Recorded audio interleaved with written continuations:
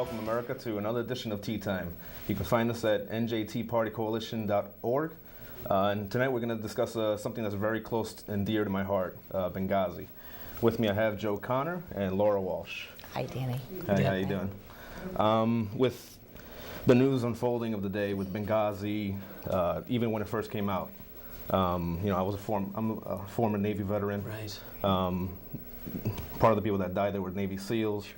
Very close to my heart, and especially because I was in the intelligence community, I know how things work behind the scenes. And from my perspective, it was completely done wrong.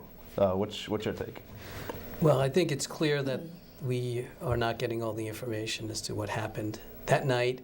But not only that night, it goes back why were we in Benghazi? What was Ambassador Stevens doing there? What had happened for the last year and a half in Libya with Muammar Gaddafi when he was our friend, and all of a sudden he wasn't our friend anymore. And so many things just don't add up about that night. So we're here hoping that we can shed some light on this, and maybe the administration will come clean, whether by force or by just doing the right thing.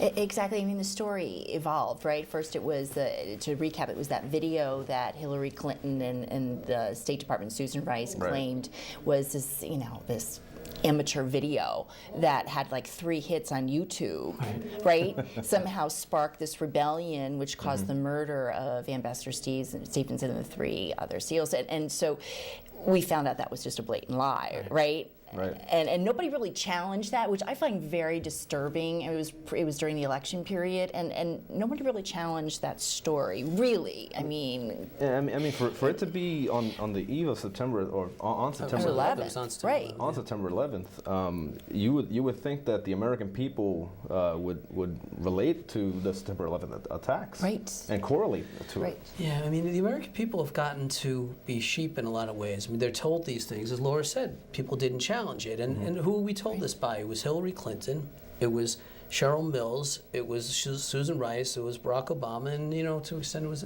Eric Holder. And I'll just tell you a story. Back in 1999, my father, in 1975, my father was killed by FALN terrorists. Okay. They had all been locked up and put in prison. And in 1999, when Bill Clinton was president and Hillary Clinton was going to be running for senator from New York, Eric Holder was deputy attorney general, and he came up with the idea to release these terrorists, and that would give Hillary Clinton some juice or connection with the Hispanic community in New York. FALN was a Cuban group. At the time, we fought against it, but it turns out that so many of the same connections are here. I mean, in '99, Hillary and Cheryl Mills, who was her chief, who worked for Clinton at the time and claimed the executive privilege when we testified, they were using terrorism for politics.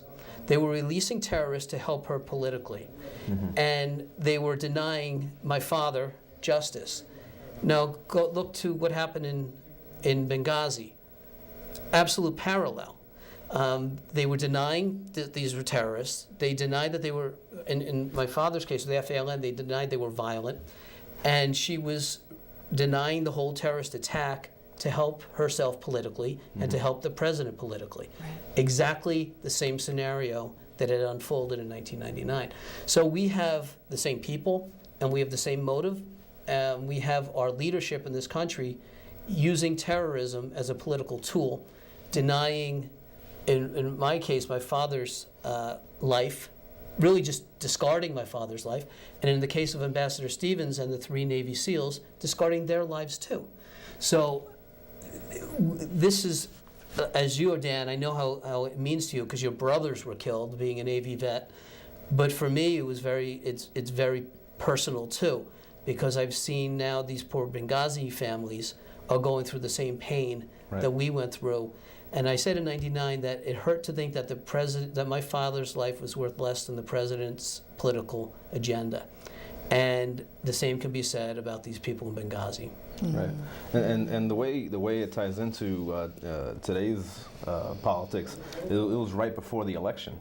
You know, they didn't want this bad light that we were, you know, sending guns into Libya to show right before the election. They were, but it was a subset of Al Qaeda, and then we found out later that where did they get those weapons? Well, they got them from the United States. Right. So Al Qaeda was bad on September 11th of 2001, but Al Qaeda, like light, I guess, was okay in September 11th of 2012, right? I mean, that's the policy? Well, we were supporting them, Right. as it turns out, and we got rid of Gaddafi, who, you know, a generation before was our sworn enemy, but he got rid of his nuclear capabilities. Right. He was working with us. I mean, sometimes you have to deal with bad guys if they're on your side. And he was a bad guy, but he had changed, and we, for some reason, Killed him. Yeah. Right. And I mean, if it you was a watch hit. the video, Hillary Clinton is laughing about it in one of the And the videos on the audacity news. of that all. Yeah, think about that. That's the biggest thing, is Yeah. the audacity of what did she say? We came, we saw, and he died. And he died, and she was giggling. Right. Right. I Right. mean, one of the things is, as Americans, you know, yes, we are the superpower of the world, and we have a stronghold in the world, but there's some reserve to when it comes to things like that. Yeah, Well, human It's life. a human life. Right. It's a death. Right, And you know, whether it's a horrible person or not, to giggle and make so light about it. It really shows their true Exactly. character. And when she said, you know, what difference does it make now? And I think we're going to look at that clip. All I could think about was when I was fighting her in 1999, and then again against Eric Holder in 2009. She was probably using those same words. Yeah. Would he just get over his father's death? What difference does it make now? I could just hear that. So that kind of thing is absolutely motivating to get the truth out. Right. It's Very much so, yeah. So do you want to show the clip? yeah, we can actually cut to the clip where Because Hillary. we could talk made- about it, but it's Yeah. so much like... It's so much better to see. It's a lot better to see the clip where Hillary pretty much puts herself on the table. You guys can cut to the clip. We were misled that there were supposedly protests and then something sprang out of that, an assault sprang out of that. And that was easily ascertained that was not the fact. But and the American people could have known that within days, and they didn't know that. With all due respect, the fact is we had 4 dead Americans. Was it I because of a understand. protest, or was it because of guys out for a walk one night who decided they'd go kill some Americans? What difference at this point does it make? It is our job to figure out what happened and do everything we can to prevent it from ever happening again, Senator. Now, talking about. According to the emails and the timeline, the CIA circulates new talking points after they've removed a mention of Al-Qaeda. Yeah. And then at 6:21, the White House, Me. add a line about the administration warning of September 10th of social media reports calling for demonstrations. True? I believe so. Did you also change attacks to demonstrations in the talking points? Maybe. I don't really remember. You don't remember? Dude, this was like 2 years ago. We're still talking about the most Dude, mundane it is the thing process that everybody of is talking about. We're talking about the process of editing talking points. That's what bureaucrats do all day long. All right, well, welcome back from that clip. I hope you have enough patience as I do after watching that clip. But just to answer Hillary Clinton, what difference does it make? 4 lives, 4 American lives that could have been saved. Sure. And to put the icing on the cake, you have the guy at the end answering with "dude," so relaxed. I know both of you watched that clip. Please give me your input. You call him Doogie Howser. Yeah, I mean, it's like having a wise-ass With a Doogie really bad Howser rug. on the TV, and just the disrespect, the flippancy. I mean, we're talking about people who risked their lives for him, Right. who were murdered in cold blood. Dude, it was 2 years ago. Well, maybe to him 2 years ago was a long time. When you're 9, it is a long time, the way he looks. But for crying out loud, I mean, this is our country. 2 years ago, we're supposed to forget about it. That was too long ago. It's really not relevant anymore that 4 great Americans were murdered, and we have an administration that's supposed to protect all people. denying it and using it for politics. And old Doogie up there is so disrespectful and so flippant to the American public that's his attitude. I think it's a freaking disgrace. Right. I mean, and Laura, one thing that I have trouble understanding is all of this happened because of politics. How does the American people, the average American, not see that the ends do not justify the means? 4 American lives were lost because of politics. Right, and I think at some point Americans are going to have to just stand up, right, and just say, not in our name anymore. You know, all the people who did this are paid by our tax dollars. Our tax dollars are collected and they're redistributed. And many of those people involved in this scandal get hefty salaries and great pensions. And they're not on Obamacare, they have waivers. So if nothing else, they should have been suspended without pay. Right? I mean, if nothing else, right, while an investigation is ongoing. And I think unless Americans start standing up, and they start, really vocalizing and through their actions, this is going to continue. Because why wouldn't it? If you're getting away with it, yeah, right? It's like anything else. It's I don't know, people have kids. When you have a little kid and keeps misbehaving and you don't do anything about it, they're going to keep doing it because they don't see anything wrong with it, and they'll do it until you stop them. And we as a country collectively have to stop them. And it means that we got to turn off the Kardashians at night, and we got to stop listening to The Voice and the rest of the morons on those shows, and really get up and understand that our liberty is in jeopardy right now. I mean, the founders talked about it, Ronald Reagan talked about it, that liberty is not in our blood. Right. Founders didn't know what DNA was, yet they understood that. And there's no guarantees that for the next generation is going to have that. And unless we do something, and we're trying. I mean, the people in this room, they're trying. The people who are watching here understand that. But it's more than talk. It's you have to live it, and you have to really explain to people anytime you're dealing with them why you feel this way. And don't be embarrassed about feeling the way you do. We have a right to be enraged by what's going on. We do, absolutely. I second all that. And also, it's because of our consent. Right, that they do these things. If we're silent, then we're giving them approval. Yeah, we are. Right, so it's passive approval. It is, and so it is imperative that every person. And you know what? So what if you're audited? So what if somebody pulls you over and follows you? So what? Right. People don't start standing up, it's going to be over. Look, if the founders would have been hanged if they had been, if we had lost. And they lost so much. And they would have lost everything. Many of them did. Right. Many of them died penniless. Right. Yet they risked their lives because they had an idea of freedom. And for us not to risk our jobs, we've let them down. We've let down the American ideal. And that with the last best hope on earth. Right, and Reagan. And the thing is too is people are afraid to lose their jobs.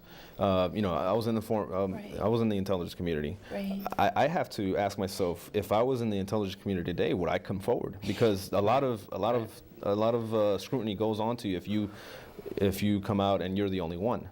Right, but I think bravery is contagious. Yes. Right. Yeah. Yes. Once one person stands up, people tend to follow. I mean, I have a job too. Yep. I could lose my job. Hopefully I won't. I have kids to send to college and all that stuff. But some things are worth fighting for. And our country is worth fighting for, Dan. And thank you. Yeah. Thank you for putting your life on the line as you did. Thank you for your support. Yeah. And I think all those Navy SEALs, I mean, they're just exemplary people. And I want to get to the point that there was a stand-down order. Yes. That's key. That's the 2 questions. Who issued the stand-down order? Right. Because only one person can, correct? Hillary Clinton was not. No, was not qualified for that. The commander-in-chief, right? Right. So did President Obama did he issue a stand-down order? And number 2, where was he? Right. Yeah. I don't know. And hopefully, Gowdy's group his panel will get to the answers to these questions. Right, but let's talk about the panel too, because shouldn't they subpoena and use the federal court system? They have wide-ranging powers, and one of those powers is the subpoena power. They could subpoena the president. Right. And see, one of the things with that stand-down order, there was a ready action force that could have been there within an hour and a half or 2 hours. And with I can tell you from my experience with the technology that we have in the military, we knew exactly that it was a terrorist attack. It was not over a YouTube video and a riot. And the other part of what you just said too, you know, we've heard the administration say things like, well, they wouldn't have gotten there in time. But how could they possibly have known how long this attack would go on? Right. That's right. So, you know, That's right. So if it was going to go on 8 hours, we could have had people there 6 hours before it ended. Right. So for them to say that, it's BS. Completely, Unless they yes. knew how long it was going to last. Yeah. I'm just saying, you don't know. Yeah, How do you know? that's- yeah. That's a tell. Yeah, well, Right? but that's true. And if they did have an inkling as to how long it's going to last, then they knew way more. I mean, they clearly knew what was going on, and they knew specifics about how it was going. Right. So brings it to a totally different level. Right. Right. Right. And they should look at everything, Well, right? hopefully they will. And see, that also sparks another question that I have. When after everything unfolded and it was a YouTube video, Obama did come out saying that we're going to punish whoever's responsible for this at the full extent of the law, FBI investigation. Yet we didn't have anybody on the ground a month, No. 2 months, Eric 3 Holder months brought after. nobody there. They brought nobody there. Right. It's the same thing again. They News crews were there before we even Right. touched ground. Right. Yeah, there's we have a history now of not dealing with terrorism, and someone could say we're just hands off, or others could say it's more sinister than And that. if that's the policy, though, I think it would be awesome if they disbanded the TSA, and they That's stop. true. You know, they stop interrogating American citizens who are law-abiding, and they just want to go visit Aunt Martha. Right. You know, Well, like that ain't if- happening. You know that. right? But Yep. so what is that all about? If Right. we're not Yeah, on we're- top of terrorism, then We're on top of our own people. We're not on top of not terrorists only that, around the but world. one thing that I want to express to our viewers is the main point that I would like to make with this is that, you know, number one, this was over politics. 4 people died over politics, and not only that, but it's also that we actually gave arms to the very same terrorist groups that we're fighting. You know, I have a sister-in-law in the Army that she just joined the Army. I fear for her Yeah. safety because we're arming her enemy or our enemy. right? Yeah, I mean, sorry. go ahead. No, that's okay. I mean, it's just mind-boggling. Yeah, I mean, look, we saw what happened on 9/11/01. I mean, we were all in the New York City area. I saw the plane Right. set. I was right there.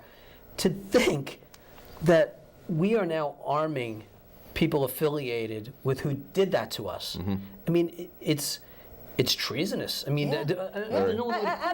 Absolutely. If you go back to that day, and the years really after that, it would be impossible to even comprehend that anything like that could happen. Right. Right. But and it's not just Obama. I heard John McCain talking about it. I mean, it's He actually called them. A reporter was asking His him, heroes. What do you think about the rebels in Libya? kidding Yeah. me? And they're my heroes. yeah, Libya or And Syria. he's a former, and him above all people, a former veteran should know. Yeah, there's something seriously wrong, right? And again, through our consent, I mean, I hope that this show is people will start thinking a little bit more, Yeah. you know, just a little bit more, right? And start focusing on this But what we issue. have to realize is Thinking that we're and not doing things. alone in our train of thought. Because the thing is, whether you're Republican, conservative, liberal, whatever your party affiliation, these are still 4 Americans. You know, those 4 Right. Americans that died, we Right. don't know their party affiliation. No, No. They were whatsoever. Americans, and Right. that's what we should really look at. You hope that people put their country ahead of their party. Right. And I think a lot of the time they don't anymore, and I guess some of that was going on always, but now our country is in trouble, and you know, for us not to, and it's not just talking about it. I think for the people who do watch the show, they should call their congressman. Yes. Call them. Right. Yeah, keep the pressure It really on. does make a Right, difference. right. If you flood people with phone calls and emails, letters, whatever you Yep. can, tell them how you feel. And you want the truth to come out. Yeah, and it you want actually- the truth no matter what it is. actually right? helps. Keep the constant Right. pressure. Yeah, keep the pressure up Absolutely. and do everything you can. Absolutely. Because I mean, in the news, they lie every day. Well, it's propaganda, right? Yeah, they lie every day. And we actually have a clip with Jay Carney lying about the email. And Oh. you Yeah, guys can with, cut to that clip. yeah, with ABC. Yeah. We were simply saying what we thought was right. And when elements of that turned out not to be true, we were the first people to say so. It was based on what we knew at the time. Why were you holding back this information? Why was this email not turned over to the Congress? Why was it not released when you released all the other emails? This is directly relevant. Why did you hold it back? John, again. Why did it take a court case for you to release this email? John, I can say it again and again, and I know you can keep asking again and again. This document was not about Benghazi. It was her prep for the Sunday shows. It wasn't her only prep, John.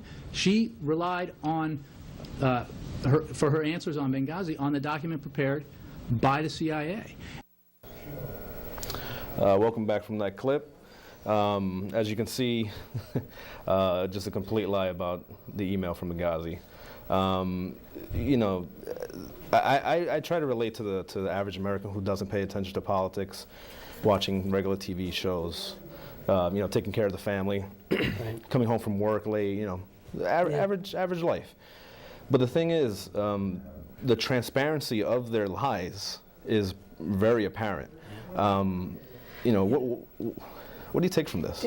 This was funny. I mean, I don't know if he's Jay Carney or Art Carney, because I feel like we have Ed Norton being the spokesperson. I mean, this was not about Benghazi.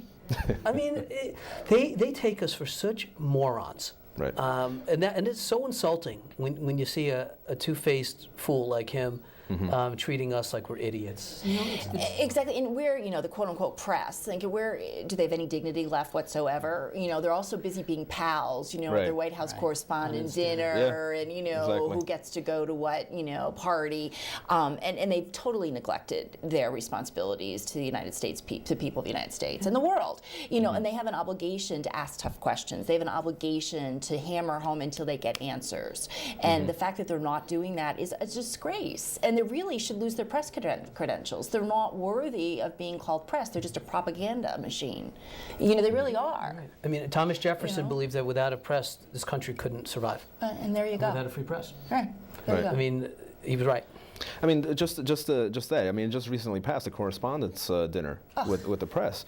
When you have government officials mingling with the literal journalists, that should ring bells. It's way more than mingling. It's a shame. I came from I worked for 20 years or 25 years in the press, and there used to be a line. There were always people in the press always were liberal bent, right? But they at least pretended to be objective, and you know. But their story selection, things like that, would go over the line. But they always, you know, for the most part, there was a line, and that disappeared back in the 90s, like 92, 94. That sort of just went away. What happens if we didn't have blogs? What happens if we didn't have the internet? I mean, it would be so over the top, one-sided. It would, you know, it would be unrecognizable as a country. But they're about to regulate us. I know. Did you see that? Yeah, and what they're doing, really, there's a great blog called The Burning Platform, which is an awesome blog. It's very freewheeling, and it's very libertarian, and also prints a lot of these stories on Benghazi, all this kind of thing. The server was under attack, a vicious attack, since Thursday. None of us could get on. Nobody could get on. So Jim Quinn, who runs the site, a great guy, he's at Wharton, you know, he had to morph over to, couldn't defend, he couldn't even get on his own site, so he had to go over to some friends of his, like, I don't know if it was Zero Hedge or somebody else who had their site, and he's working off their site, and it's back live.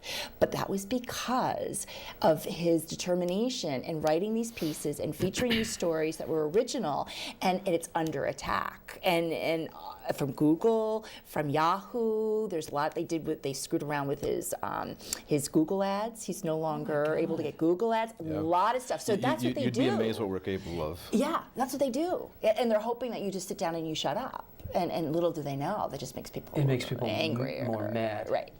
That's incredible. Yeah, and it's going on all the time. And the internet also, aren't we turning it over to the international community now, instead of the U.S. being the regulator? Well, not the regulator, but the owner of it, right? Right, and they're talking about us registering. And all of this goes, again, if back to Benghazi and all of this, if terrorism isn't a problem, and if Al-Qaeda is no longer our enemy, why are we getting frisked going on airplanes? Why are we getting stopped and asked for our papers when we're in Arizona near the border? Why do we have to register to because of those online Tea Party comments?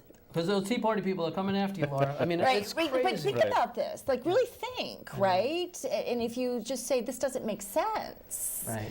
Right? And we're arming Al-Qaeda in Benghazi, then is the war on terror really over now? What's up? And if that is the case, which it is the case, we're actually working against our own interest. Right. When that would be the word used, or the T word. Right, the treason word. Yeah, and it's people will call it political correctness, and I think I said one day that political correctness used to be a nuisance. Now it's a noose. Exactly, and we're hanging ourselves with it. We are absolutely, Joe. And I read something that was really interesting. They said they control Americans, the middle class to upper middle class, through political correctness. Yep. And the lower socioeconomic groups through poverty programs. Because if you've got a social worker showing up at your door, looking at your cupboards, looking what you're doing, and that's a control, right? So they've got us under control. They call it information dominance, and it's been going on for at least 20 years. And when it was the Muslim Brotherhood in the U.S. when they found some files that were in Virginia during the the Holy Land investigation. Yes. They found documents that spell that out very clearly, that if you can control how the people think and what they say by claiming racism, by claiming xenophobia, by claiming all these different things, you can cow the American people and use our own freedoms and liberties to destroy us. I mean, Abraham Lincoln said we'd never be defeated from the outside. If our country fails, it'll be from the inside. Okay. I just want to touch on one point before we end. What would you guys think, or what advice would you give to people out there that are either like-minded like us, or maybe someone who just tuned in who isn't familiar with our views or our show? What advice would you give them? I think Joe had a really great suggestion, which was contact your congressperson, right, and camera them about those hearings. And right? I think for yourself, too. Like, don't think, please, if you're watching this, don't think something because I said it, or because Laura said it, or Danny said it. Think for yourself, and think about, if something doesn't make sense to you, it probably is not true. Right. And if you hear it enough times, it doesn't make it true. So if something doesn't add up, or you think, God, that doesn't make any sense. Why would we do that? Question it, and think for yourself. Be an independent thinker, and draw your own conclusions. And I believe when you draw your own conclusions, you're going to find that most of them you're going to agree with a lot of the stuff we've said here tonight. And then call congressmen and make yourself heard. You are an American citizen. You have rights, and you have liberty, and you are God-given abilities here, and use them. Right, apply the pressure. All right, well, I'm out of time. Thank you, Joe Connor, and thank you, Laura Walsh, for coming here and talking about Benghazi, a very major issue. You can check out more of what we're about at our website at njtpartycoalition.org. And thank you for tuning in. Good night, America.